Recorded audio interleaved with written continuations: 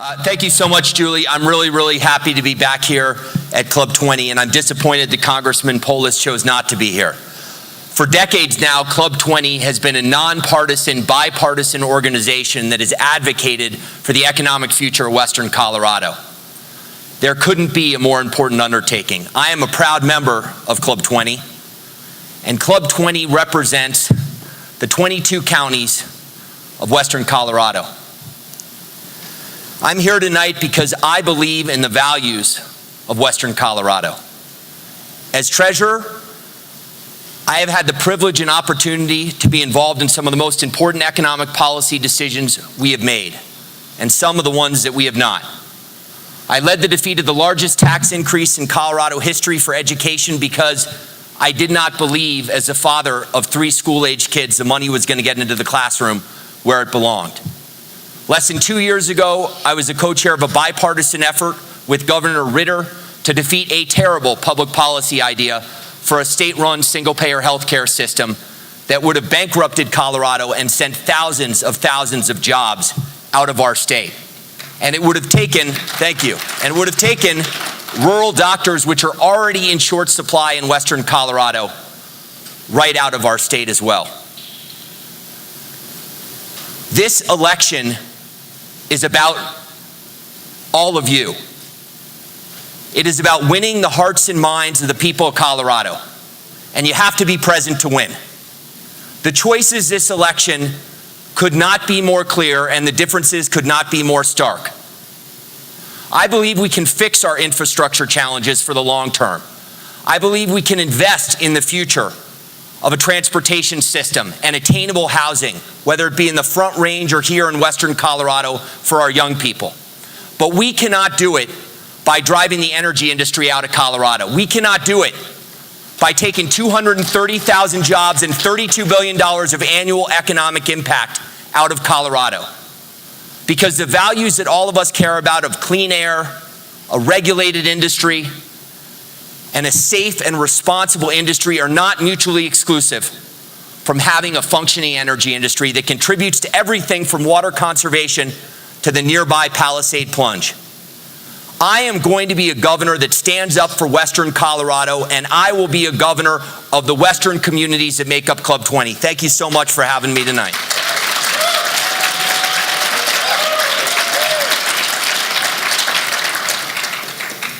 So our next portion of the discussion will involve questions from our panelists. Mr. Stapleton will now be asked to respond to 9 questions from our 3-member panel, and we'll have approximately 2 minutes to respond to each question. Our first question is going to come from Merritt. Thank you for being here tonight. This is a 2-part question. The urban-rural divide seems to continue to grow in Colorado. As governor, how will you work to unite the state and bridge that divide? And part 2, how will you manage meeting the needs of all the state, not just the Front Range? As treasurer, I'm happy to have traveled to all 64 of our counties. I have been to the Western Slope dozens and dozens of times as treasurer, and I will be here dozens more times as governor. As the metro area continues to grow and expand, it is critically important that the next governor of Colorado have a holistic vision for the economic development of all of Colorado, and that includes the Western Slope. Many communities have not yet recovered from the economic downturn of 2008. Too often, the Governor's Office of Economic Development only lists as destinations for new businesses metro area communities, and not communities in Western Colorado. I will be a governor that works and makes sure that my Office of Economic Development works with Western communities to relocate companies right here to Grand Junction and to Western Colorado. But we cannot do that until we fix our infrastructure challenges, not just here, but on the Front Range as well. My opponent thinks that I-70 stops in Vail. I-70 goes far beyond Vail. And we need a holistic vision for economic development so that we can attract large Fortune 500 companies to the metro area, and that will be a trickle-down economic opportunity for smaller and medium-sized businesses to relocate right here on the western slope. Thank you. Our second question will come from Edie. Thank you, Julie, and thank you, Treasurer Stapleton. What is your opinion of the Colorado Water Plan? Do you have thoughts on how to fund it? How can we ensure that Colorado's current and future water needs are met? So I'm in favor of funding Governor Hickenlooper's water plan. I think it is indispensable that we fund that plan for Colorado's continued growth. I think we cannot lose sight of the important role that severance taxes play. Severance taxes contribute nearly $1 billion to our schools. Many school districts here in western Colorado, a critical funding resource.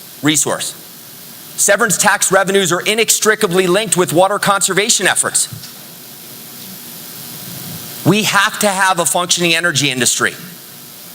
And yet I am running against somebody who believes in a renewable mandate that economists say will cost Colorado $45 billion minimum. Our entire state budget is only $30 billion. I'm running against somebody who less than 4 years ago personally bankrolled a 2,000-foot setback. That if you ask any operator from the western slope to the Front Range would have driven their business right out of Colorado. We can forget about water conservation efforts in the future if we drive the energy industry out of Colorado. And my opponent has said that he is not for storage or cleaning existing tanks when it comes to water conservation efforts. So I don't know if that means that he's in favor of a continuous rain dance or what, but we cannot afford to have Jared Polis determine the water efforts going forward for Colorado.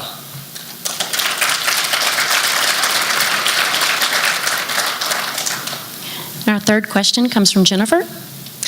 With Congress and the U.S. Senate seemingly unable to come up with a national solution to our healthcare dilemma, what role do you see the state taking to address the growing cost drivers of our healthcare system? And what solutions should we implement or can we implement at the state level? Less than 2 years ago, I was proud to be the co-chairman of an effort with Governor Ritter that started at the Metro Chamber of Commerce to defeat Amendment 69, a plan for universal Medicaid. I am now running against somebody who supports universal Medicare, something that is even more expensive than universal Medicaid. Because if you talk to anybody in the healthcare industry, they will tell you that half of the Medicaid population are children, even though they represent about a quarter or a fifth of the cost. Universal Medicare is simply unaffordable, and it will lead to rationing of care. It will lead to young people paying premiums even higher than they're paying right now. We have young people in many Western communities that are paying more for their health insurance than they are for their home mortgages or for their rent. It will lead to rural doctors leaving Western communities, and they're already in short supply. And there is no way we can pay for this. It will create an unlimited pool of individuals who are sick. Because when Governor Ritter and I joined forces to defeat Amendment 69, it was easier to qualify as a cost center for Colorado Care than it was to get a driver's license. We need to work with innovators from the private sector. We need to work with nonprofits like Hilltop, which provides valuable prenatal care to women, like Rocky Mountain Health Plans, to actually find a way that we can lower the cost of health care and make it more accessible and more attainable for all Coloradans. And our next question comes from Merritt. Thank you. The governor's office, through the work of John Swartout, has been very instrumental and effective in working with the Gunnison sage-grouse and greater sage-grouse plans, along with other species being considered for a potential endangered species listing. Will you continue this effort? And if so, what would that look like from your perspective? I will absolutely continue the effort to protect Colorado's lands, both federal lands and our lands, which are absolutely critically important to the outdoor recreation industry, to a well-functioning, regulated energy industry, and for the economic future that all of us collectively want in the state of Colorado. I will make sure that whoever is leading that effort in my administration will work with the federal government on a sensible plan for endangered species going forward that doesn't take away economic opportunities from rural communities that can afford it the least. And our Thank fifth you. question comes from Edie. There will be a couple of proposals on the ballot this November to develop funding mechanisms to improve Colorado's transportation system.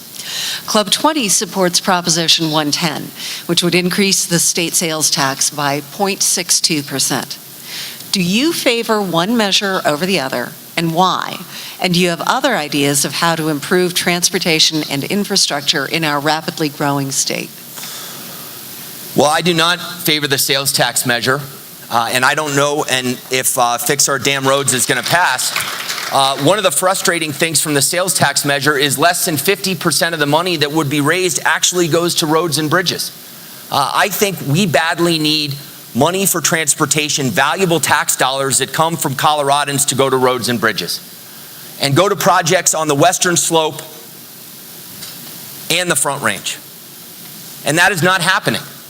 And we need a change in leadership in the Department of Transportation. I am for an engineer with core experience in building roads and bridges and not a political appointee leading that department. I am for transparency of tax dollars. I passed sweeping debt consolidation in Colorado with broad bipartisan support that held every agency accountable and transparent when it comes to issuing debt through the COP process. The Department of Transportation and Higher Ed, unfortunately, were not subject to that debt consolidation legislation, but they should be, because all of us as Coloradans are investors in the future of our infrastructure. And finally, we need to find dedicated sources of revenue, and I believe we can in our general fund, to go to infrastructure funding for many years in the future. I don't know if you've seen this, but sports gambling, it is coming to Colorado. The Supreme Court has said that it is legal nationwide. And I believe that if we are going to have brick and mortar sports gambling in Colorado, that somebody should contribute a quarter or 50 cents when they place a bet on the Nuggets or the Rockies or the Broncos to go to our infrastructure for the long term in Colorado.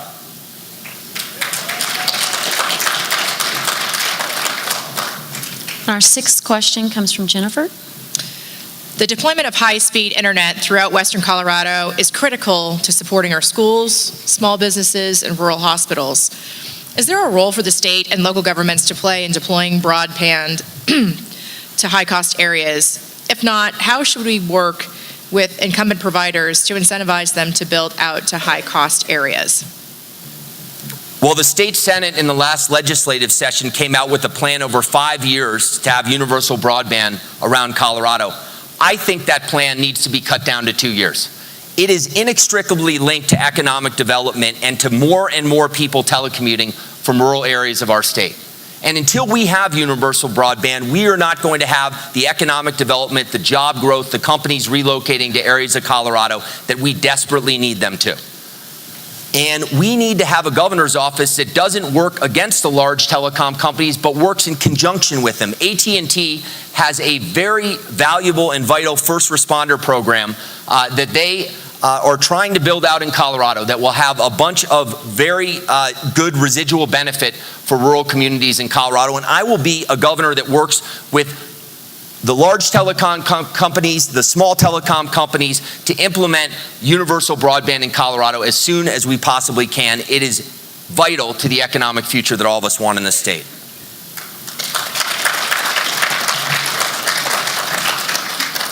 Our seventh question comes from Merritt. A recent education survey commissioned by Colorado Succeeds, the Common Sense Policy Roundtable, Club 20, and 18 other partners found that if Colorado students obtained the levels of education needed to compete in Colorado's economy, 57,600 more students with post-secondary education would result in $1 billion in new revenue and public savings and the creation of over 14,000 new jobs and over a $12 billion increase in Colorado's GDP over a span of 10 years. The number of students impacted would fill 3 Pepsi centers. In your first 90 days as governor, what specifically are you going to do to ensure more Coloradoans are prepared for and succeed in post-secondary education? Well, during the course of this governor's campaign, which, by the way, started as like a survivor series of a governor's race, we started out with 16 candidates and we are down to 2.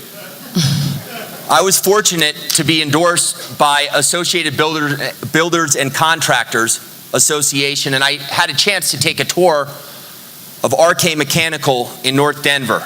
And as the foreman was taking me on the tour, he turned to me and he said, "You know what's really frustrating, Treasurer Stapleton?"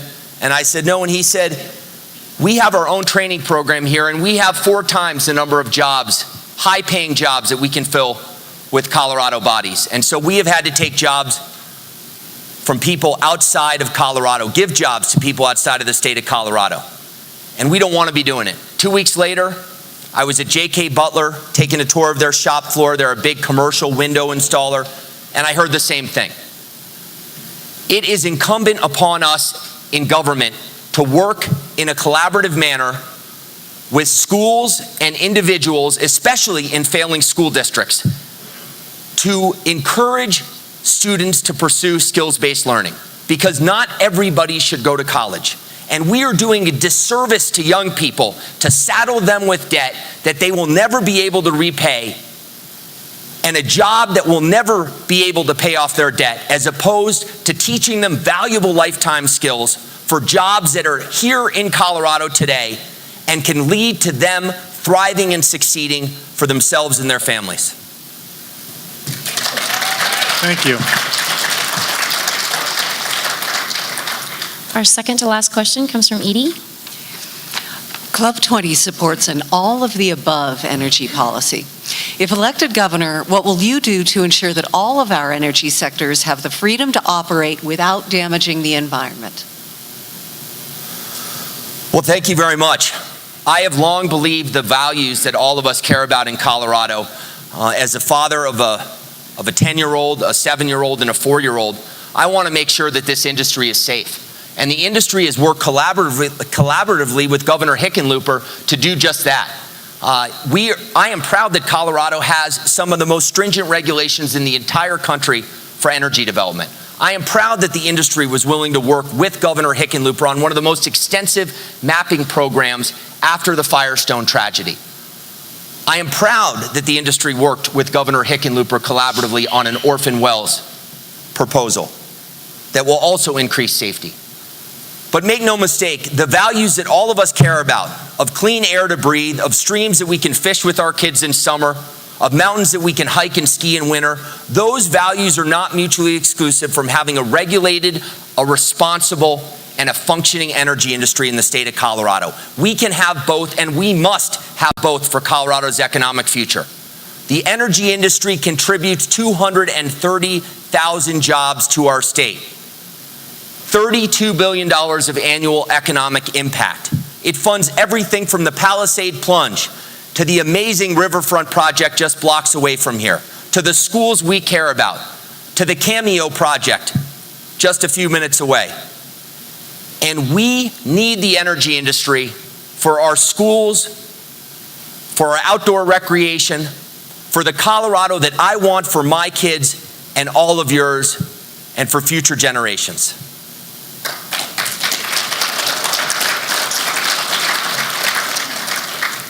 So our ninth and final question comes from Jennifer. Treasurer Stapleton, rural Colorado has been a priority for Governor Hickenlooper, so much so that he has mentioned the word rural more than 20 times in this year's State of the State address. What policies will you implement specifically to support economies of rural Colorado? What strategies can be implemented to encourage businesses looking to relocate to Denver to take a closer look at our rural communities?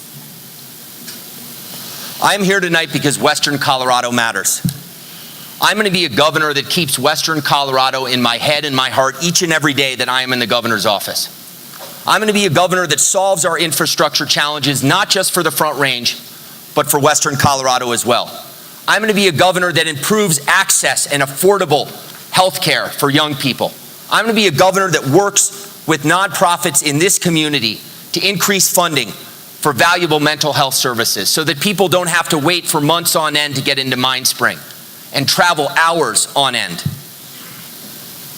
We need a governor that has a holistic view of economic development, that recognizes, as the metro area over the last decade has grown by more than 1 million people, that rural communities on the western slope have to grow as well.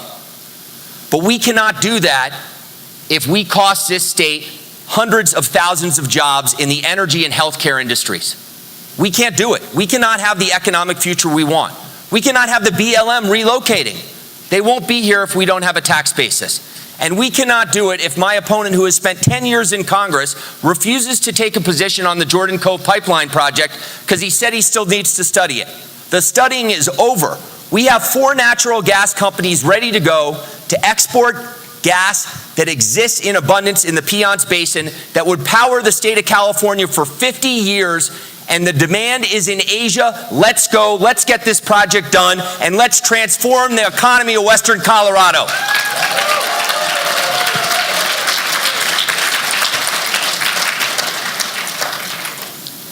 We now conclude the question and answer portion of this session.